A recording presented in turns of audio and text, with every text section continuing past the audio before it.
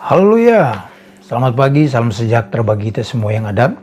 Kembali lagi dalam program GBT Film Melatih Mas datang menyapa kita di pagi hari ini. Sebelum kita melakukan setiap aktivitas, rutinitas, tugas-tugas kita dasari dulu kehidupan kita dengan kebenaran firman Allah. Amsal pasal yang kedua, ayatnya yang ke-6 sampai ayat yang ke-8. Amsal pasal 2 ayat 6 sampai ayat yang ke-8 bunyi firman Allah seperti ini. Karena Tuhanlah yang memberikan hikmat, dari mulutnya datang pengetahuan dan kepandaian. Ia menyediakan pertolongan bagi orang yang jujur, menjadi perisai bagi orang yang tidak bercela lakunya. Ayat 8. Sambil menjaga jalan keadilan dan memelihara jalan orang-orangnya yang setia. Bapak Ibu yang diberkati oleh Tuhan, Salomo dia menulis kitab ini, dia berkata bahwa karena Tuhanlah yang memberikan hikmat. Kita tahu bahwa Salomo memiliki hikmat jauh melebihi orang-orang pada zamannya itu.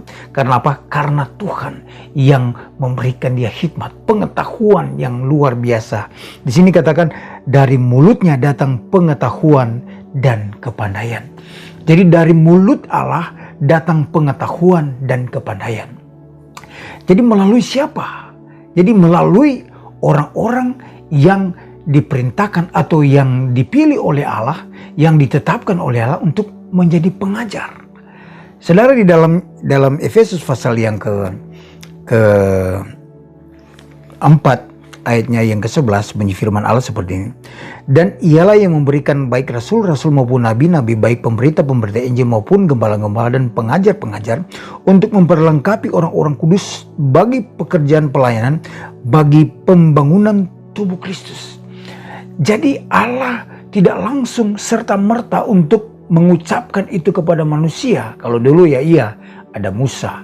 Kalau zaman dulu Taman Eden ada Adam dan Hawa, Tuhan berbicara. Tetapi kalau di zaman sekarang ini, tentunya kita diajar oleh, kalau kita di gereja memiliki gembala. Ada guru, ada pengajar di dalam gereja kita ini. Baik Bapak Gembala dan wakil gembala sebagai dosen, sebagai pengajar, sebagai guru untuk mengajar kita, untuk memberikan pengetahuan yang benar kepada kita sebagai umat-umat Tuhan agar supaya kita tidak berjalan di jalan yang salah. Nah, ini fungsi dari kebenaran firman Allah, katakan bahwa di dalam ayat yang ke-6, karena Tuhanlah yang memberikan hikmat, dari mulutnya datang pengetahuan dan kepandaian. Jadi dari mulut Allah memakai setiap hamba-hamba Tuhan, baik dia sebagai rasul, sebagai nabi, sebagai pemberita-pemberita Injil, sebagai gembala, sebagai guru. Nah, di sini dikatakan bahwa Allah memberikan satu pengetahuan kepada mereka untuk mengajar umat-umat Tuhan menjadi pribadi jauh lebih baik, sehingga apa? Tidak salah melangkah. Ayat yang ke-7, ia menyediakan pertolongan bagi orang yang jujur, menjadi perisai bagi orang yang tidak bercela lakunya. Jadi ia memberikan satu pertolongan bagi orang yang jujur. Kita harus jujur bahwa kita harus butuh pengetahuan akan kebenaran. Kita harus memiliki satu sikap hati, merelakan kehidupan kita agar supaya kita diajar, dididik menjadi jauh lebih baik, menjadi umat-umat Tuhan, menjadi hamba-hamba Tuhan yang militan, hamba-hamba Tuhan yang kuat menghadapi setiap masalah. Kalau kita tidak memiliki pengetahuan yang benar, kita mudah akan goyah, kita mudah akan lari dari panggilan.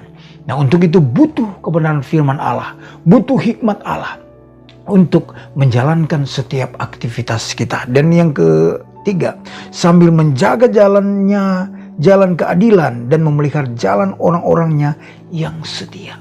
Orang yang setia Allah memelihara, Allah membentengi kehidupan kita. Karena apa? Karena orang yang setia itu yang disukai oleh Allah. Setia dalam perkara-perkara kecil, Allah pasti akan mempercayakan kita kepada perkara-perkara yang besar. Asalkan kita apa? Setia dari perkara-perkara kecil. Kita belajar untuk setia. Nah, saudara, kesimpulan dari kebenaran firman Allah, mari biar kita mau relakan kehidupan kita dipimpin oleh Roh Kudus, dan firman Allah. Di dalam 2 Timotius pasal yang ketiga ayat yang ke-16 di sana dikatakan, segala tulisan yang diilhamkan Allah memang bermanfaat untuk mengajar, untuk menyatakan kesalahan, untuk memperbaiki kelakuan, dan untuk mendidik orang dalam kebenaran. Dengan demikian tiap-tiap manusia kepunyaan Allah diperlengkapi untuk setiap perbuatan baik. Jadi setiap tulisan, jadi setiap firman Allah yang tertulis dalam kitab kita ini itu bermanfaat. Bermanfaat untuk apa? Untuk mengajar, menyatakan kesalahan, memperbaiki kelakuan, dan untuk mendidik orang dalam kebenaran. Nah, ini fungsi dari kebenaran. Firman Allah datang dalam kehidupan kita. Mari kita buka hati. Jangan kita keraskan hati kita. Biarlah kita mau terima setiap kebenaran firman Allah. Baik itu menegur kita, mengajar, memperbaiki kelakuan kita. Agar supaya kita menjadi pribadi yang menyenangkan akan hati Tuhan. Puji Tuhan, kebenaran firman Allah sampai di sini. Mari kita sama-sama berdoa. Terima kasih Tuhan Yesus buat kebenaran firman Allah yang sudah mengajar kepada kami untuk memberikan satu pengetahuan yang benar tentang firman Allah. Terima kasih buat hamba-hambamu yang Tuhan percayakan untuk memberitakan firman Allah kepada kami, untuk mengajar kami, agar supaya kami memiliki satu pengetahuan yang benar tentang Engkau, sehingga kami tidak salah melangkah, kami tidak tergoyah oleh masalah-masalah, oleh keadaan dunia ini. Sebab kami memiliki satu prinsip, pengetahuan yang benar, kami akan jalankan terus. Terima kasih Bapak yang baik, berkati seluruh sidang jemaat GPD Villa Melati Mas dalam usaha pekerjaan mata pencarian mereka, diberkati oleh Tuhan. Yang sudah Tuhan hiburkan, yang lemah Tuhan kuatkan, yang sakit Tuhan jamah, Tuhan sembuhkan di dalam nama Tuhan Yesus Kristus. Terima kasih Bapak. Kami akan melangkah di hari yang baru penuh dengan ucapan syukur di dalam berkat nama Tuhan Yesus Kristus. Kami sudah berdoa. Haleluya. Amin. Tetap semangat. Tuhan Yesus memberkati kita semua.